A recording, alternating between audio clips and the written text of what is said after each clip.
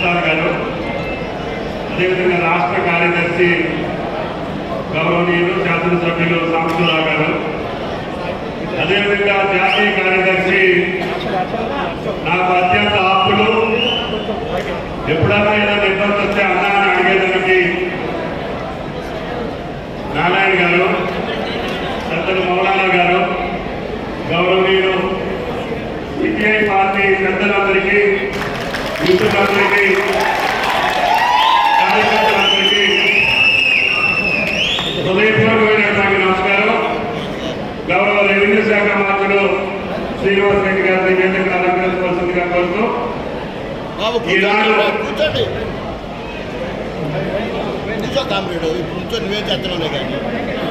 CPI party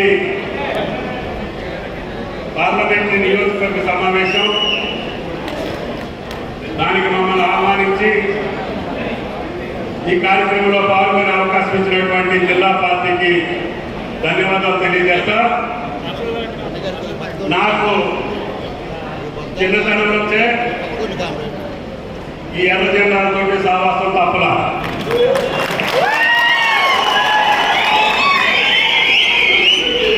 ఆనాడు గౌరవనీయులు రాజమల్లి గారు కావచ్చు, సిపిఐ పార్టీ నాయకులందరూ కూడా, ఆనాడు రాష్ట్ర కార్యదర్శిగా ఉండే నారాయణ గారు అనంతపురం ప్రాజెక్టు కోసం నా మీద ఒకసారి 10,000 దాగి వచ్చారు.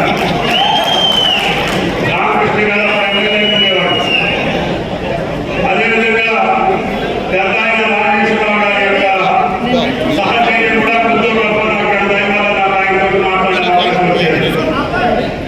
ఈ రకంగా అటు సిపిఐ పార్టీలో నన్ను పార్టీగా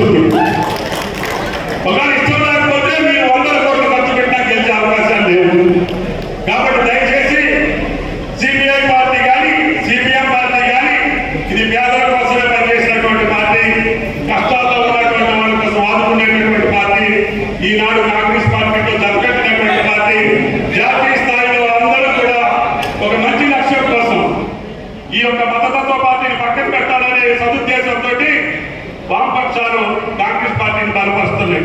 ఒకవేళ రేపు కాంగ్రెస్ పార్టీ కూడా ఏదైనా తప్పుడు వ్యవహారం చేస్తే మీరు ఊరుకోవాలని కూడా మాకు తెలుసు అని చెప్పడం.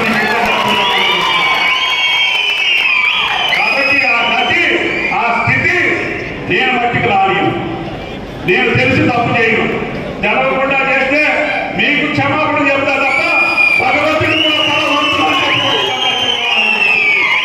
కాబట్టి దయచేసి ఈ ఎన్నికల్లో కాంగ్రెస్ పార్టీ నిర్వహించినటువంటి అభ్యర్థి రఘురామరెడ్డి గారికి మొన్నటి ఎన్నికల్లో చేసినటువంటి వీరోచితమైనటువంటి కమ్యూనిస్టు పోరాటాన్ని మళ్ళొకసారి ముందుకు తీసుకొచ్చి ఈ జిల్లా రాజకీయ భవిష్యత్తుతో పాటు ఈ జిల్లా అభివృద్ధి కార్యక్రమాలు ఏవైతే ఇంకా మిగిలిపోయి ఉన్నాయో, ఏ గోదావరి జలాలైతే మన పంట పొలాలకు రావాలో, ఇంకా ఏ పేదలకైతే ఇల్లు రావాలో, ఏ అభివృద్ధి కార్యక్రమాలు సంక్షేమ కార్యక్రమాలు ఎలా గట్టకుండా మీ ఆధ్వర్యంలో జరగాలని కోరుకుంటున్నారో వాటిని చేపించే బాధ్యత మాది అని చెప్పి ఈ సందర్భంగా మనం చేస్తున్నాం.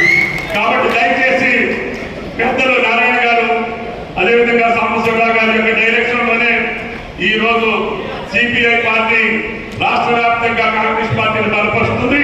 మన జిల్లాలో రఘురామరెడ్డి గారిని మీ యొక్క అమూల్యమైనటువంటి ఓట్లు వేయించడం ద్వారా మీరు ఆయన పెద్ద మెజార్టీతో గెలిపించాలని చెప్పి ప్రార్థిస్తూ నాకు అవకాశం ఇస్తే నేను పోయేదానికి నారాయణ గారు పర్మిషన్ ఇచ్చారు. జిల్లా కార్యదర్శి గారు కూడా ఇస్తే మళ్ళీ సెలవు తీసుకుంటాం. మళ్ళీ ఎప్పుడు మీరు పిలిచినప్పుడు వస్తారని చెప్పి విజ్ఞప్తి